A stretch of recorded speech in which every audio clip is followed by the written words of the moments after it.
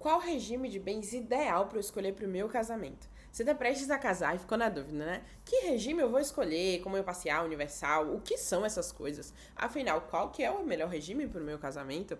Hoje eu vou te explicar de forma simples e prática como funciona cada regime de bens e o que você precisa considerar antes de tomar essa decisão. Meu nome é Stephanie Lopes, eu sou advogada especialista em proteger o que mais importa para você, sua família e o seu patrimônio. E o primeiro regime de bens é o obrigatório, ou seja, todo mundo que vai casar, chega no cartório, precisa escolher esse. A não ser que você faça um pacto antinupcial para mudar esse regime. E eu te adianto, esse pode ser o pior regime de bens para o seu casamento. Por quê? Porque ele é obrigatório. Pensa só, um regime de bens para o Brasil inteiro. Como é que todo o Brasil usa o mesmo regime de bens? Cara, não faz sentido. Mas é o da comunhão parcial de bens. Ele é obrigatório quando você chega no cartório, é o que o cartório vai te oferecer. A menos que você seja uma pessoa instruída, como essa aqui que tá assistindo esse vídeo, e entender que você precisa e pode escolher um regime melhor. Esse é o regime padrão, que vale quando o casal não escolhe nenhum nem outro. Ou seja, quando você não faz um pacto antinupcial. E ele funciona assim. Tudo que vocês conquistarem durante o casamento será dos dois. E você vai ser, claro, dividido meio a meio. Já os bens adquiridos antes continuam pertencendo a cada um de vocês. Só que você comprou, é seu. Eu comprei, é meu. Ele é o mais comum. Só que ele pode gerar conflitos em caso de dívidas ou heranças recebidas durante o casamento. Por quê? Porque os bens que são recebidos antes do casamento, eles são particulares. Mas depende. Depois que essa pessoa falece, as regras de herança são diferentes das regras de divórcio. E é isso que a maioria das pessoas confundem quando param para pensar e escolher sobre o seu regime. Só pensam, meio a meio durante o casamento, ok, eu vou ficar com tudo que é meu antes. Só que não é bem assim que funciona. Além dele, a gente tem a comunhão universal de bens. Ou seja, aqui não tem segredo.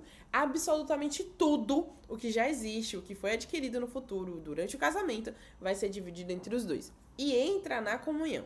Mas não esqueçam, quando chega no divórcio, é muito diferente de um falecimento, tá? Então, todo o patrimônio, ele passa a ser do casal. Tanto que constituiu antes do casamento, quanto que constituiu depois do casamento. E esse regime, ele parece ser super romântico. Então, a gente tá unindo forças e tá unindo toda a nossa vida, dá tudo certo. Só que ele é muito arriscado em casos de dívidas ou desequilíbrio entre os patrimônios. Então você precisa ter cuidado ao escolher esse regime. Ele não é aquele romântico, nós estaremos juntos para toda a vida, então não importa. Porque não se esqueça, divórcio é diferente de um falecimento, é diferente de uma cobrança de dívidas durante o casamento.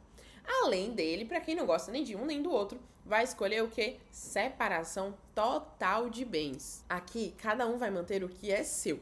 Tanto os bens que já tinha quando adquiriu antes do casamento, quanto depois do casamento. E ele é muito usado por casais que querem preservar patrimônios já formados ou que desejam ter uma independência financeira maior dentro da relação. Também, por exemplo, você vai casar, você já tem filhos, e a outra pessoa também já tem filhos, ou às vezes nem tem, não pretende ter, e você quer preservar o patrimônio ali dos seus filhos em relação à família da outra pessoa. Porque eu vou dar um exemplo muito claro, muito rápido aqui. Você vai casar, você já tem filhos, a pessoa que você vai casar não quer ter filhos. Então, quem são os herdeiros dessa pessoa aqui? Os pais, os ascendentes. Mas quem são os seus herdeiros? Os filhos, os descendentes. Então, ninguém quer essa confusão patrimonial. E poucas pessoas pensam sobre isso antes de casar. Por isso que você está fazendo certo, que é assistindo esse vídeo aqui comigo. E, por último, mas não menos importante, que ninguém fala sobre esse regime. Participação final nos aquestos. Esse é o menos conhecido. Ninguém quer falar sobre isso. Por quê? Durante o casamento, cada um administra os seus próprios bens. Ninguém interfere nos bens do outro, como se fosse uma separação total. Mas, se houver divórcio, divide-se o que foi adquirido a título oneroso durante a união. Então, assim, você administra o seu, eu administro o meu. Mas se tiver um divórcio, a gente vai ter que começar a dividir direitinho isso aí. Então, é como um meio termo entre a separação total de bens e a comunhão universal de bens. Então, ele é meio confuso. E mesmo assim, se você olha e fala, cara, eu não me identifiquei com nenhum desses regimes, não transmite o que é a minha família hoje. Então, é exatamente para isso que você precisa de um advogado. Porque é esse advogado que pode fazer para você um regime misto.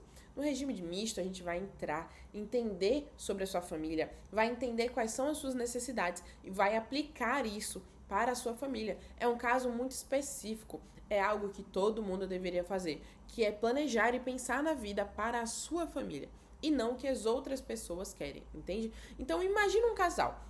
ele já tem um apartamento, outro está começando uma vida profissional. Dependendo do regime escolhido, isso pode trazer prejuízos durante o casamento, em caso de separação e em caso de falecimento. Porque pensa, a empresa dessa pessoa tem uma dívida, vai entrar nos bens da mulher. E vamos supor, se essa mulher já tem 2 filhos, esse cara não quer ter filho, as dívidas dele vão atingir o patrimônio dos filhos da outra pessoa. Isso não é justo, isso não transmite a necessidade de individualização da sua família. Então você precisa procurar um advogado para entender qual que é o melhor regime para o seu casamento, o que faz sentido para vocês, o que deveria ser aplicado dentro da família de vocês. O casamento é um ato de amor, mas ele também é um contrato jurídico. Então escolher o regime de bens errado pode custar muito caro no futuro, ou até mesmo no presente. Agora você pode estar tendo um prejuízo que nem imagina. Imagina, um bloqueio misterioso na sua conta, quando na verdade a dívida é uma dívida anterior do seu marido de antes mesmo de vocês casarem. Se vocês não escolherem direitinho o regime de bens, é isso que pode acontecer. Então, se você quer planejar antes, o que é fundamental, entre em contato com a minha equipe, clica no link que está na descrição, conversa com a gente para que a gente tire algumas dúvidas, para que você marque a sua consultoria comigo ou com alguém da minha equipe. Nessa consultoria, eu vou te dar um parecer do que é melhor para sua família, do que faz sentido. Ou seja, qual que é o resultado disso? Não existe o melhor regime ou o pior regime.